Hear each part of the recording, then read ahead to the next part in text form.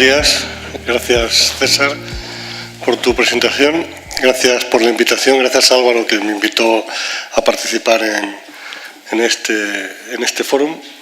Y bueno, pues vengo un poco a contarles algo sobre ciberseguridad, a desmitificar el término y desmitificar un poco la amenaza y a dar unas ideas sobre qué es lo que hay detrás de la ciberseguridad y ideas que son nuestra postura, nuestra posición con respecto al tema, y que lo que quiero es que les ayuden a ustedes a reflexionar y a fijar conceptos.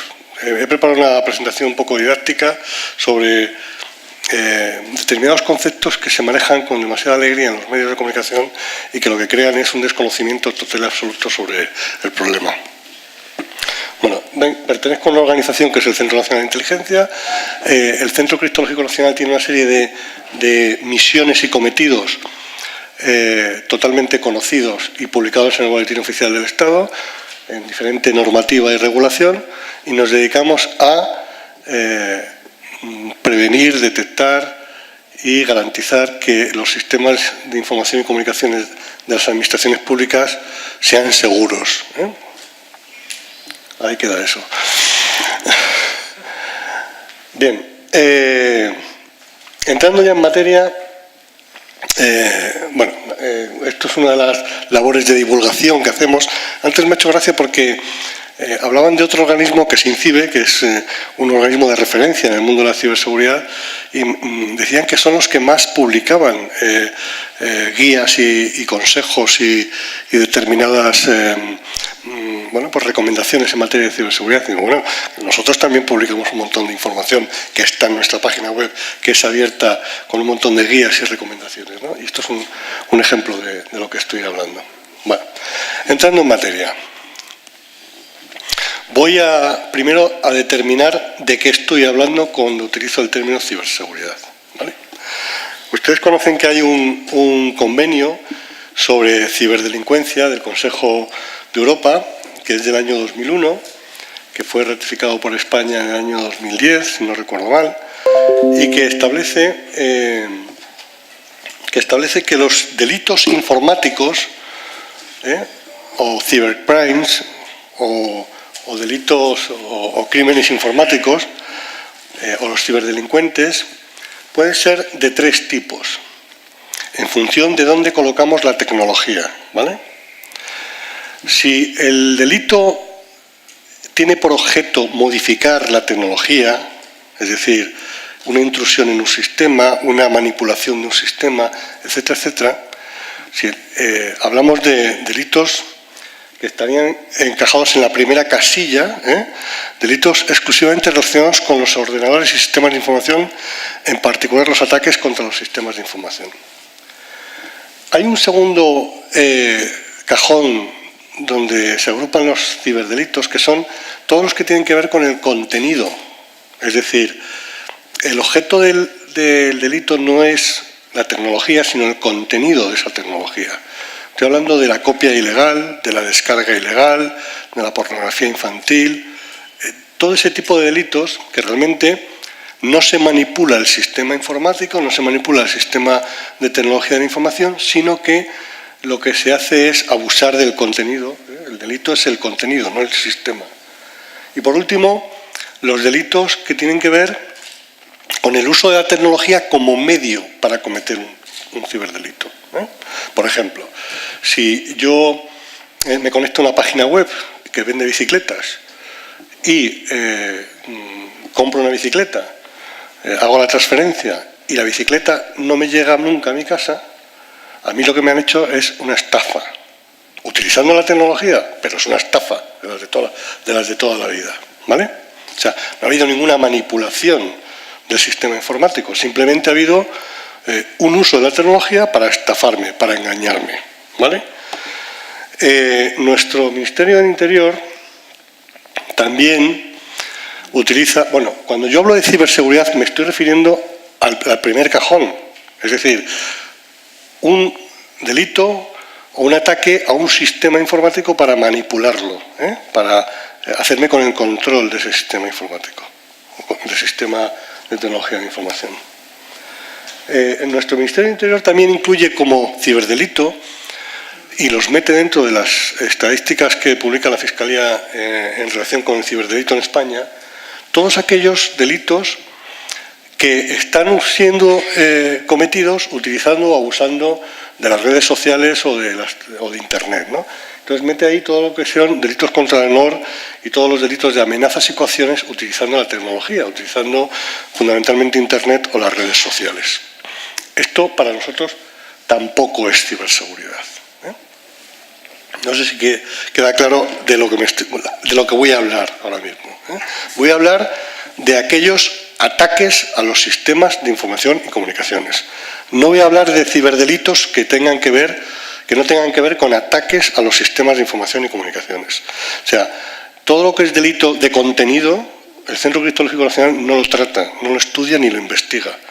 Todo lo que son delitos de contenido, es decir, todo lo que sean copias ilegales, descargas ilegales, pornografía infantil, etcétera, etcétera, son delitos, pero no son delitos relacionados con la ciberseguridad, ¿vale? Sus formas de defenderse contra ese tipo de ciberdelitos no tienen nada que ver con lo que voy a contar ahora de cómo defendernos contra los ciberataques. Todo lo que son delitos relacionados con el uso de la tecnología como medio para la comisión del delito tampoco tiene nada que ver con el Centro Criptológico Nacional. O sea, si todas las estafas que se producen a través de Internet, todo el duplicado de tarjetas de crédito, etcétera, etcétera, que no dejan de ser fraudes, estafas, etcétera, etcétera, que lo único que hacen es utilizar la tecnología como medio para la comisión del delito. Tampoco tratamos nada de esos temas. En el Centro Criptológico Nacional estudiamos e investigamos los ataques a los sistemas de información y comunicaciones. Bien. Sistemas de información y comunicaciones. También es importante fijar este concepto. Hoy en día, desde hace 20 años, asistimos a una convergencia entre la tecnología informática y la tecnología de las telecomunicaciones. De hecho, ya todo el mundo habla de los sistemas TIC, ¿no? Sistemas de tecnología de información y comunicaciones. O sea, se ha producido una convergencia de tecnologías. Nos encontramos una placa base de un sistema tipo Intel, ¿no? En un montón de, no solo en un ordenador o en un teléfono, nos lo encontramos en una placa de control industrial, nos lo encontramos en la consola de navegación de un avión, nos encontramos una tecnología muy parecida en todos los sitios, en una infraestructura crítica, en un hospital, en un sistema de control aéreo, en nuestra casa, en nuestras oficinas. Es decir, la tecnología converge a modelos tecnológicos muy comunes. Eso es lo que quería representar con esta pantalla. Y además la tecnología también ha convergido en el sentido de que tiene una arquitectura muy parecida. La tecnología tiene una arquitectura muy parecida, que es esta. Tiene un hardware, por encima de ese hardware hay una capa de firmware, que es una capa en donde el fabricante mete una parte de software que no se puede modificar. Por encima de la capa de firmware hay un sistema operativo. Hay miles de sistemas operativos, hay muchos sistemas operativos. Aquí estoy poniendo los más famosos, pero hay muchos sistemas operativos. Hay placas de control industrial que tiene Siemens, que tienen su propio sistema operativo. Hay otro tipo de fabricantes que tienen sus propios sistemas operativos. Y por encima de esa capa del sistema operativo hay una capa que es la capa de aplicaciones o la capa de utilidades, ¿vale? Esta arquitectura de hardware, firmware, sistema operativo y aplicaciones y utilidades es una arquitectura que nos encontramos en todo tipo de dispositivo de tecnología de información. En este ordenador, en un móvil, en una placa de control industrial, en una consola de navegación, en un aparato de rayos X de un hospital, en un aparato de tomografía, en un montón de dispositivos. En lo que es la tecnología nos encontramos con esta arquitectura. En algunos casos la capa de hardware es muy grande, en otros casos la capa de hardware es más pequeñita, en algunos casos la capa de sistema operativo es más grande y en otros casos es más pequeñita. Bueno, ¿qué se necesita para que un ciberataque tenga éxito a un sistema de tecnología de la información y comunicaciones? A un teléfono móvil, a una tableta, a un ordenador, a un sistema de control de semáforos de una ciudad. ¿Qué se necesita? Pues el primer elemento que se necesita,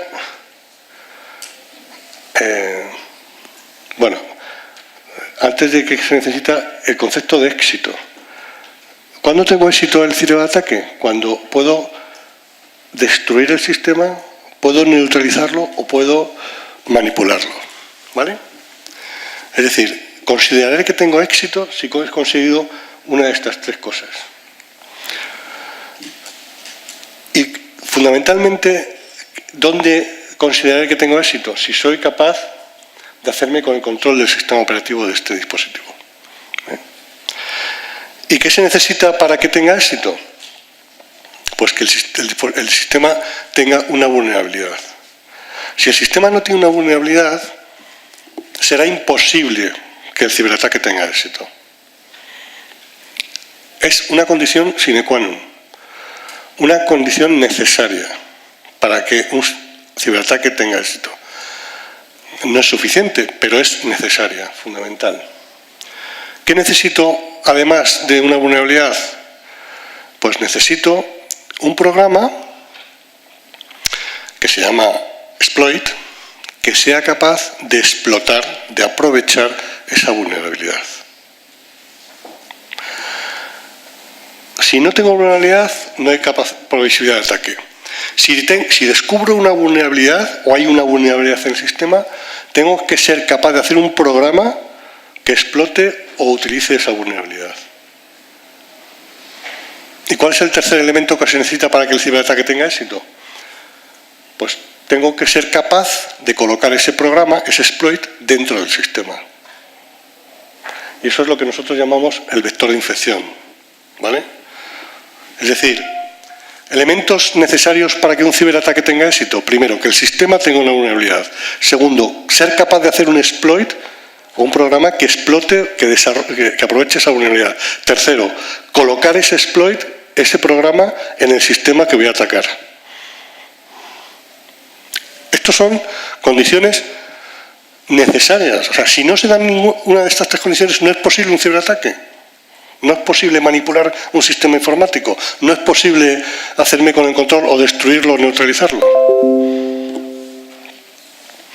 Y por último necesito una infraestructura de explotación, que se llama. Una infraestructura que me permita controlar, una vez que soy dueño de ese sistema ciberatacado, pues controlarlo, es filtrar la información, si lo que quiero es robar información, manipularlos, modificar sus datos, meter datos nuevos o modificar los existentes, es decir, hacerme con el control del sistema. Necesito una infraestructura de explotación. Bueno, pues esto es, cuando hablamos de ciberataques y hablamos de ciberseguridad, lo que estamos hablando es de esto. Estamos hablando de vulnerabilidades en los sistemas, de exploits, de vectores de infección y de infraestructuras de explotación. Normalmente, ¿dónde suelen ocurrir el vector de infección? ¿Y dónde suelen encontrarse la mayoría de las vulnerabilidades? Pues normalmente suelen encontrarse en los navegadores, en las aplicaciones, y también suelen encontrarse en el firmware y en el sistema operativo. Por ahí son los dos sitios fundamentales o los dos vectores de infección por donde suelen entrar. Por ejemplo, un vector de infección muy famoso es el correo electrónico. Es decir, mi sistema, este ordenador tiene una vulnerabilidad, soy capaz de hacer un programa, un exploit que aproveche esta vulnerabilidad y lo que hago es mandarle un correo al propietario de este sistema para que con un archivo que lo que va a hacer es que cuando lo abra se ejecute el exploit, se ejecute el programa malicioso. El vector de infección es el correo electrónico. El vector de infección es que le he engañado al usuario que recibe el ciberataque para que abra un correo electrónico, que abra un adjunto a ese correo electrónico y ese adjunto es el que lleva embebido el exploit, el programa malicioso.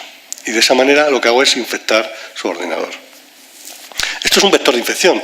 Hay otro vector de infección muy famoso que es a la hora de navegar por determinadas páginas web. Hay determinadas páginas web que cuando navegamos por ella, cuando abrimos la página web, lo que hacen es descargar en mi navegador contenido activo, o sea, programas, script de Java o JavaScript o controles activos, o sea, una serie de tecnologías, ¿no? Y ese contenido activo es lo que hace donde está el exploit, que es lo que hace que infecte mi navegador y a partir de ahí infecte el resto del sistema. ¿Por qué es posible eso? Porque el navegador tiene vulnerabilidades y alguien ha sido capaz de hacer un exploit que aproveche esa vulnerabilidad. Y alguien ha sido capaz de montar una página web de manera que todos aquellos que naveguen por esa página web, su máquina va a quedar infectada. ¿Por qué queda infectada su máquina? Porque su navegador tiene una vulnerabilidad. Si su navegador no tuviera esa vulnerabilidad, su máquina no quedaría infectada. ¿Por qué cuando recibo un correo con un ransomware que cifra todo mi disco duro y me hace un estropicio muy grande, ha ocurrido eso?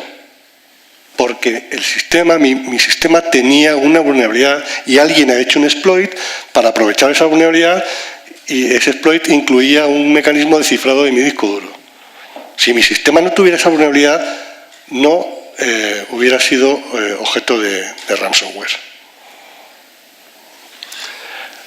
A lo mejor mi sistema tiene esa vulnerabilidad, pero como yo soy un tío muy disciplinado, no abro correos de gente que no conozco. O no abro adjuntos, aunque sean de mis amigos o de mis hijos. Entonces, aunque mi máquina tenga una vulnerabilidad, como no abro adjuntos nunca me voy a infectar por esa vía. El nivel de paranoia puede llegar a ser muy grande, ¿no? Pero que sepamos exactamente de lo que estamos hablando cuando estamos hablando de infecciones y de ciberataques. Bien. El problema este que he contado de vulnerabilidad, exploit, vector de infección y infraestructura es el problema para cualquier tipo de entorno. O sea, la ciberseguridad no tiene apellidos. O sea, no existe la ciberseguridad en el sector bancario o la ciberseguridad en el sector sanitario o la ciberseguridad en infraestructuras críticas. Eso es una falacia. La ciberseguridad es lo mismo. La tecnología es vulnerable y como es vulnerable soy capaz de aprovecharla en mi beneficio. El problema de que la tecnología tenga vulnerabilidades y que haya alguien capaz de hacer un exploit y haya alguien capaz de introducir ese exploit en el sistema que quiero atacar y esa infraestructura, o sea, es un problema que afecta a las infraestructuras críticas, afecta a todos los entornos, a las administraciones públicas, al Internet de las cosas, etcétera, etcétera. Ejemplo, caso de uso. Vulnerabilidad de la tecnología. Es el talón de Aquiles de la sociedad de la información que estamos construyendo. Hay un instituto muy prestigioso de la Universidad de Carnegie Mellon, que es el Instituto de Ingeniería de Software, que ha constatado que existe una demostrada incapacidad de los fabricantes para desarrollar aplicaciones carentes de vulnerabilidades. Y esto es un hecho con el que tenemos que convivir. O tenemos que mejorar, algo tendremos que hacer. El Internet de las cosas, el caso de Mirai. ¿Conocéis el caso de Mirai? En noviembre del 2016.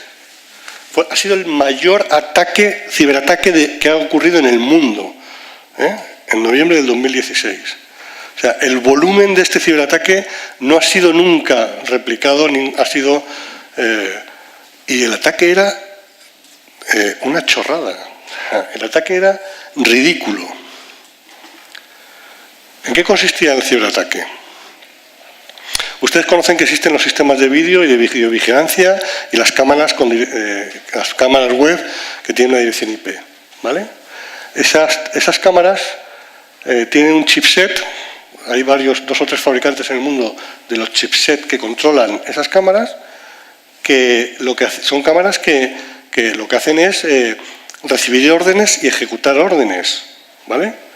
O sea, son cámaras que lo único que hacen es, si le dices que enfoque, la cámara enfoca.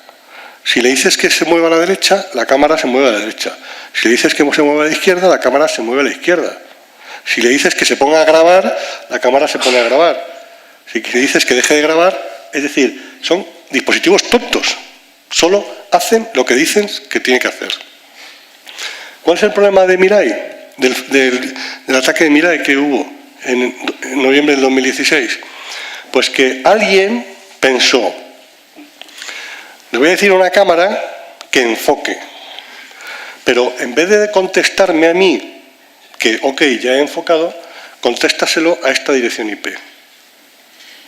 Y entonces descubrió que todas las cámaras, o millones y millones de cámaras en el mundo, hacían eso.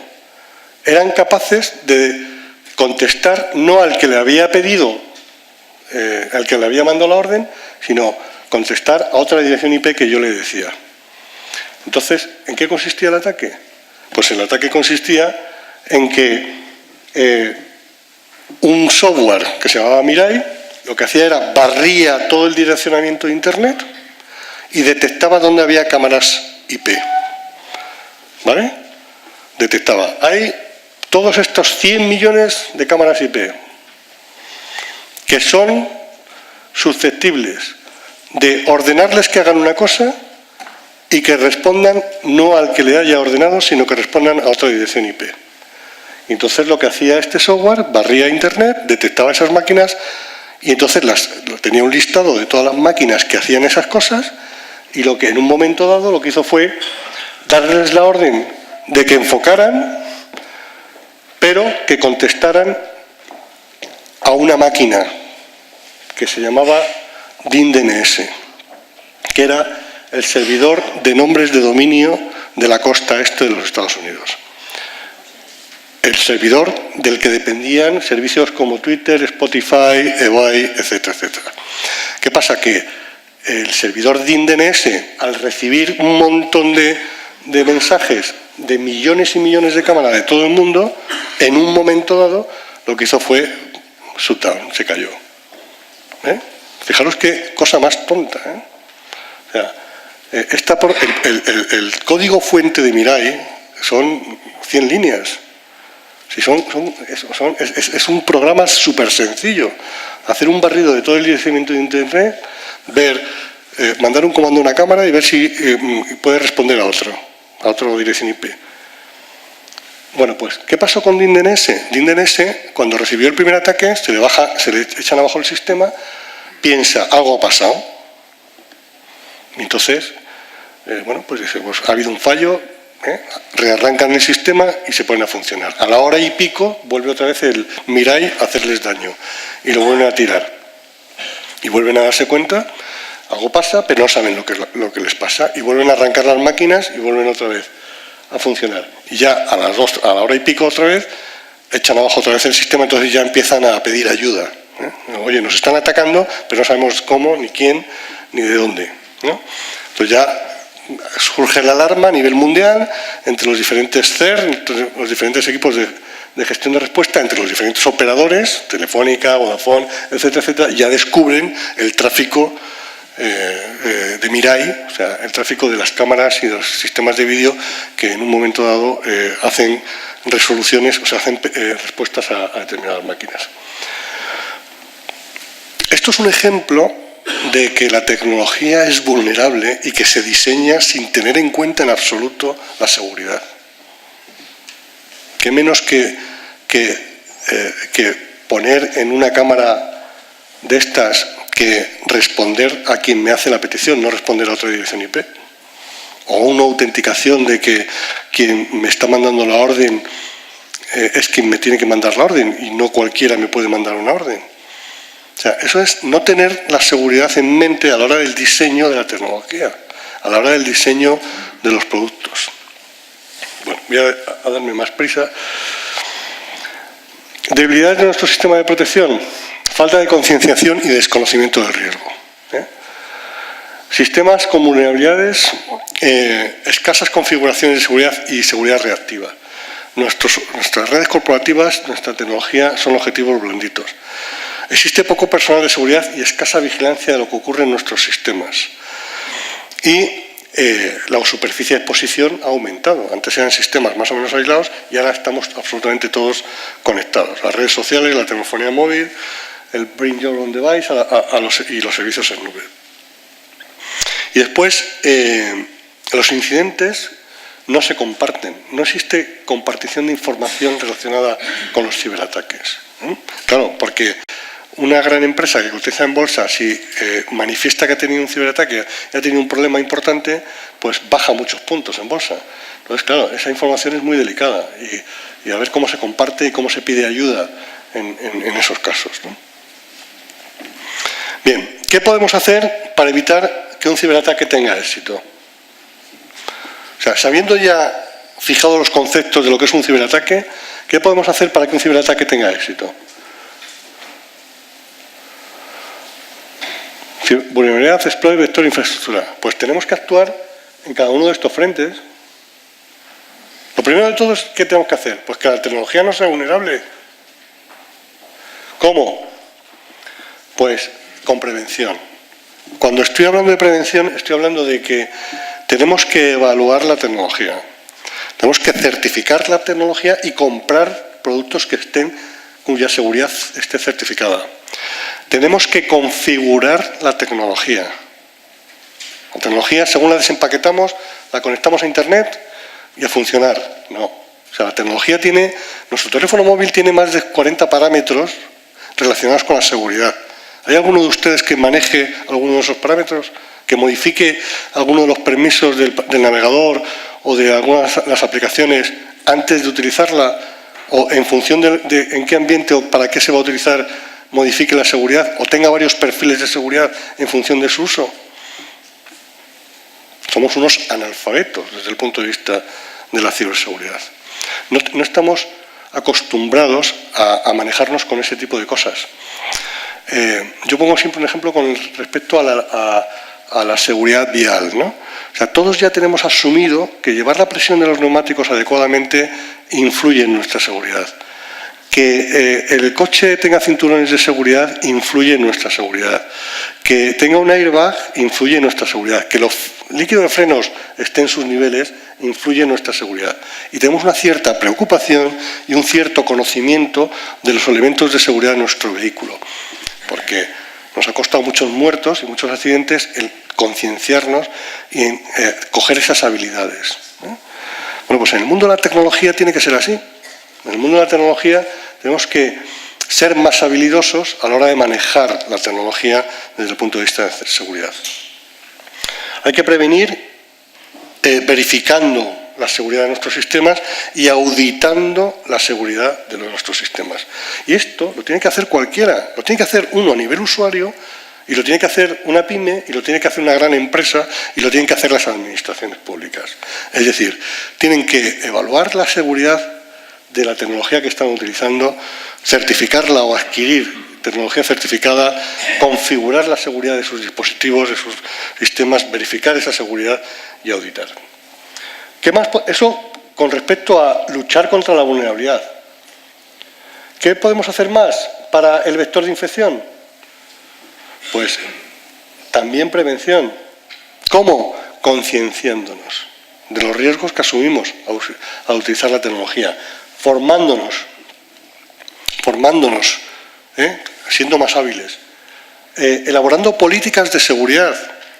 Las organizaciones deben tener políticas de seguridad que le digan a los usuarios qué es lo que pueden hacer y qué es lo que no pueden hacer con los sistemas y con la tecnología puesta a su disposición. Elaborando procedimientos de seguridad, cómo se arranca la máquina, cómo se hacen los backups, etcétera, etcétera, que nos permitan tener medidas de seguridad que palíen los riesgos que tenemos. Buenas prácticas. ¿Y cómo se lucha contra los exploits y contra la infraestructura?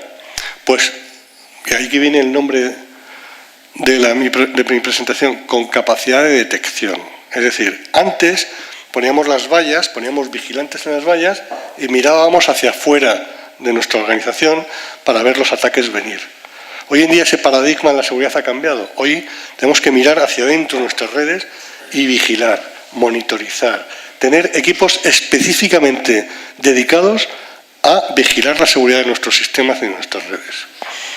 Analizar, tener capacidad de alerta, tener capacidad de detección y después tener capacidad de desinfección, de limpieza, tener capacidad de recuperación, eso que algunos autores llaman resiliencia. Nos atacan, nos han hecho un daño, nos han hecho mucho estropicio en nuestros sistemas, como antes comentábamos, César, con el tema del ransomware, pero soy capaz de recuperarme porque tengo una buena política de copias de backup, porque tengo una buena política de copias o de restauración de los sistemas, etcétera, etcétera. Y nada más. Voy a dejarlo aquí porque si no voy a comer el tiempo de los demás. Después en el coloquio, si tienen alguna pregunta, podemos... Venga, muchas gracias.